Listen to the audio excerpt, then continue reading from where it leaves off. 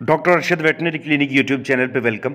Video में आपको बताना है कि वो कौन सा जरसूमा है जो हमारी ज़रा ज़रा सी गफलत पे हमारी मुर्गियों पे फ़ौरन हमलावर हो जाता है और जो हर उस जगह पे मौजूद होता है जहां ज़रा सी भी गंदगी आ जाए और फ़ौरन मुर्गियों में दाखिल होकर उन्हें ढेर से मसाइल में मुब्तला कर देता है।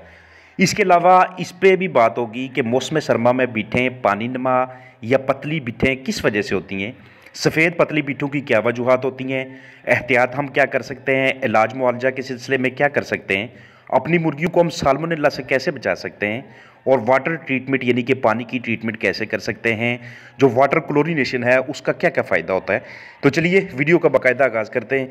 सबसे पहले मैं आपको ये बताता चलूँ कि मुर्गियों की बहुत सी बीमारियों का तल्लक उनके पीने वाले पानी से भी होता है।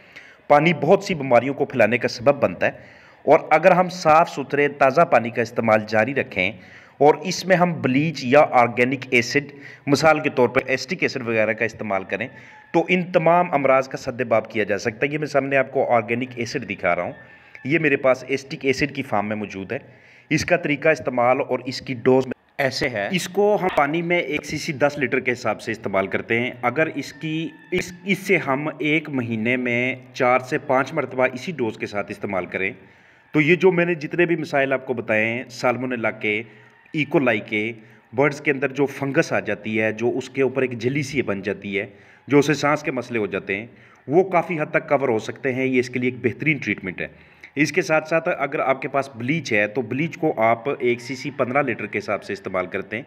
ये सामने मैं आपको ब्लीच दिखा रहा हूँ, ये आपको इंतहाई मुनासिब दामों पे आपको बाज़ार से अवेलेबल होती है, जनरल स्टोर्स वगैरह से। तो इसकी भी आप ट्रीटमेंट वाटर के साथ लाजमी किया करें। महीने में ये भी कम अज़ कम 5 से 6 मरतबा इस्तेमाल किया करें। लेकिन जब भी ये इस्तेमाल करनी है ब्लीच इस्तेमाल करने के 5 या 6 दिनों के बाद ये जो मैं आपको वॉक सेफ टैबलेट दिखा रहा हूँ, ये जो नीली टिक्की दिखा रहा हूँ, ये पानी में आपने लाजमी इस्तेमाल करनी है। क्योंकि एक मरतबा वाटर की क्लोरीनेशन करने के बाद, पानी में क्लोरीन चलाने के बाद, ये ब्लीच चलाने के बाद अगर आपने डीक्लोरीनेशन ना की उस पानी की तो एहतियात कीजिएगा कि किसी किस्म की कोई एंटीबायोटिक, किसी किस्म की मज़ीद कोई मेडिसन या फिर आपने कोई वैक्सीन पानी के अंदर नहीं चलानी।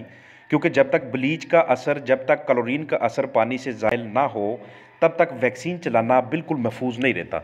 इसलिए ये सामने मैं आपको ये नीली टिक्की दिखा रहा हूँ, इसको वाटर स्टेबलाइज़र टैबलेट भी कहते हैं, इसको डीक्लोरीनेशन टैबलेट भी कहते हैं। ये MSD कंपनी की है, ये 450 से 500 इसकी कीमत है। इसको आप एक मरतबा एक ही टिक्की आप लेके इसको कम से कम आप 6 महीने तक इस्तेमाल कर सकते हैं। थोड़ा थोड़ा सा इसका हिस्सा लेके पानी को आपने नीला करना है, पानी की डीक्लोरीनेशन करनी है, किसी भी किस्म की कोई भी टैबलेट्स, कोई भी और मेडिसिन चलाने से पहले पहले। जैसे मैं आपको दिखा कि प्लास्टिक बर्तन ले लेंगे आप, कि जब भी मेडिसिन वगैरह चलाएं, जब भी ब्लीच इस्तेमाल करें या एंटीबायोटिक्स इस्तेमाल करें या वैक्सीनेशन इस्तेमाल करें, हमेशा कोशिश करें कि उसके लिए आप जो बर्तन इस्तेमाल करें वो प्लास्टिक वाला बर्तन होना चाहिए या फिर मिट्टी वाला बर्तन होना चाहिए। अगर लोहे वाला या तांबे वाला बर्तन आप इस्तेमाल करते हैं या कोई और धाती किस्म का बर्तन आप इस्तेमाल करते हैं तो उसमें ढेर सारी आप जो ये जो मेडिसिन यूज़ करते हैं, जो लिवर टॉनिक्स यूज़ करते हैं, मल्टीविटामिन्स, इलेक्ट्रोलाइट्स इस्तेमाल करते हैं, इनकी असर पजीरी बहुत कम हो जाती है। ये इस तरह से मिक्स करके आप इसको बर्ड को पिला देते हैं किसी भी किस्म की दूसरी ट्रीटमेंट से पहले। तो मेरी बातों का मकसद क्या हुआ कि पहले तो आपने ब्लीच का इस्तेमाल करना है पानी के अंदर ताकि उसमें फंगस ना आए, उसमें किसी किस्म के जरासीम ना आए, उसमें बैक्टीरियाज आगे ना आए। क्योंकि ज़रा सी भी जहाँ पे गंदगी हुई, जहाँ पे पानी गंदा हुआ, फंगस के साथ साथ सबसे पहले जिस चीज़ ने हमला करना है वो इकोलाई होती है, वो एस्किशिया कोलाई होती है। और बिल्कुल इसी तरह फिर ये जो आपको मैं दिखा रहा हूँ तरीकाकार कि इसके लिए आपके पास या तो पैमाना होना चाहिए, कोई ढक्कन होना चाहिए जिससे आप इसकी पैमाइश करके पानी में डाल सकें। एस्टिक एसिड आप इस्तेमाल कर रहे हैं तो 1 cc 10 लीटर के हिसाब से इस्तेमाल करेंगे। अगर आप ब्लीच इस्तेमाल कर रहे हैं तो 1 cc 15 लीटर के हिसाब से इस्तेमाल करेंगे। पैमाने के तौर पे आप अपने पास सिरिंज भी रख सकते हैं। आप कोई ऐसा छोटा सा डब्बा रख सकते हैं कि जिसके ऊपर कैलिब्रेशन मौजूद हो, जिसके ऊपर लिखा हो कि हमने 1 cc 10 लीटर के हिसाब से जब पैमाइश करनी है तो बिल्कुल दुरुस्त एग्जैक्ट क्वांटिटी में आपने वो मेडिसिन लेके उसके अंदर मिक्स करनी है, चाहे वो ब्लीच है, चाहे वो एस्टिक एसिड है। ये ऑर्गेनिक एसिड्स होते हैं, ये पानी के अंदर मुकम्मल सफाई कर देते हैं और ये जब बर्ड्स के मुंह के अंदर जाते हैं, जब उसके पेट के अंदर जाते हैं तो वहाँ पे अगर इकोलाई वगैरह जैसे जरसूमें मौजूद हों तो ये उसको किल कर देते हैं। ये सामने मैं आपको दिखा रहा हूँ कि पानी में इस तरह से, ये तो थोड़ी ज़्यादा मिकदार में है, बाज़ ये इस तरह के होता है कि नज़र भी नहीं आते जब तक कि आप इनकी अच्छी तरह से ट्रीटमेंट ना करें। और एक मरतबा इकोलाई अगर जिस्म के अंदर घुस जाए तो वो बर्ड की क़ुव्वत मदाफ़त को कम करता है, वो बर्ड की इम्यूनिटी को बहुत नीचे लेके आ जाता है।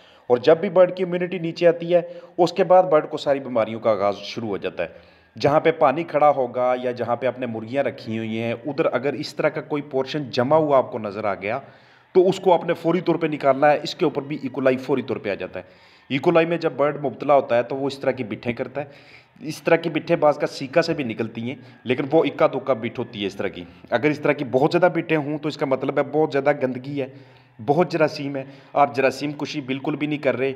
अब आपके बर्ड के ऊपर इकोलाई हमलावर हो गया या पतली सफ़ेद बिट्ठें भी करता है तो उसकी बहुत बड़ी वजह ये होती है कि उन्हें आपके बर्ड्स के ऊपर साल्मोनेला का अटैक है। वो अगर आपके परिंदे पतली सफ़ेद बिट्ठें करें, उन्हें कम भूख लगे, आंखें बार बार बंद करें या कभी कभी मुंह खोल कर सांस लें, बीट वाली जगह पे उनकी बिट्ठें चिपकी हों जहाँ से वो बिट्ठें करती है, या साथ में लंगड़ापन भी उनके अंदर आ जाए, या फिर वहाँ पे टेम्परेचर की बहुत ज़्यादा वेरिएशन आ जाए, तो याद रखें कि उसकी जो बुनियादी वजूहात होती हैं वो साल्मोनेला होता है, जिसमें बर्ड का टेम्परेचर बहुत ज़्यादा ऊपर नीचे होना शुरू हो जाता है। और ये मर्ज़ या तो अंडू से आता है या हैचरी से आता है या फिर इनक्यूबेटर से चूज़े में आता है। और तीसरी वजह यही होती है जो मैं आपको बता रहा हूँ कि गंदा पानी और चूहे होते हैं, जो कि मैंने कल की वीडियो में आपको बताए थे। लेकिन उसकी भी तो ट्रीटमेंट आपको अलग से बता दी। सबसे ज़्यादा ध्यान आप वाटर ट्रीटमेंट का रखना है।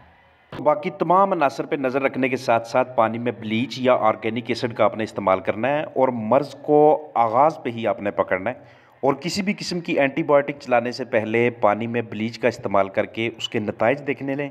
फिर उसके बाद आपने मल्टीविटामिन्स और इलेक्ट्रोलाइट चलाने हैं ताकि इसहाल यानी कि डायरिया की वजह से मुर्गियों को जो कमज़ोरी हुई है उसकी सेहत को किसी हद तक बरकरार रखने में उनकी मदद की जा सके। अगर हमारी गफलत की इंतहा हो जाए और हमें तब समझ चले कि साल्मोनेला है, जब मर्ज़ बिगड़ चुका हो, तो तब हम एंटीबायोटिक की तरफ जाएंगे और जिसमें हम सबसे बेहतरीन एमॉक्सिसिलिन का इस्तेमाल करेंगे, जो कि अगर मुर्गी का वज़न 1 किलो है तो उसे 10 मिलीग्राम वाला कैप्सूल इस्तेमाल करेंगे। तो एक सस्ते से और आसानी से दस्तयाब होने वाले प्रोडक्ट का इस्तेमाल करना, जो कि ब्लीच की शक्ल में है, जो कि एसिटिक एसिड की शक्ल में है। आप बाज़ार से सिट्रिक एसिड भी खरीद सकते हैं, मेडिकल स्टोर से या जनरल स्टोर से, या कोई भी फार्मास्यूटिकल कंपनी आपके पास मौजूद है। तो इन चीज़ों की ट्रीटमेंट लाजमी किया करें। पानी की ट्रीटमेंट हर हाल में किया करें। आपको पता ही है कि पानी का भी क्या दर्जा हरारत होना चाहिए जब भी हम अपने बर्ड्स को पानी ऑफ़र करते हैं। तो ये वाटर बॉर्न डिजीज़ होती हैं, ये पानी के ज़रिए फैलने वाली बीमारियां होती हैं, इनका ख़ास ध्यान रखा करें। पानी बहुत बड़ा सोर्स होता है, बहुत बड़ा मीडियम होता है। अगर एक बर्ड को इकोलाई हो जाता है, एक बर्ड को साल्मोनेला हो जाता है, तो सबसे ज़्यादा उसको फैलाने में जिस चीज़ का हाथ होता है वो पानी ही होता है। इसलिए हम पानी की ट्रीटमेंट को बार बार जारी रखते हैं। तो उम्मीद है कि ये वाली वीडियो मेरे फार्मर भाइयों के लिए, बहनों के लिए फ़ायदेमंद साबित होगी। अपना ख्याल रखिएगा। फ़ी अमान अल्लाह।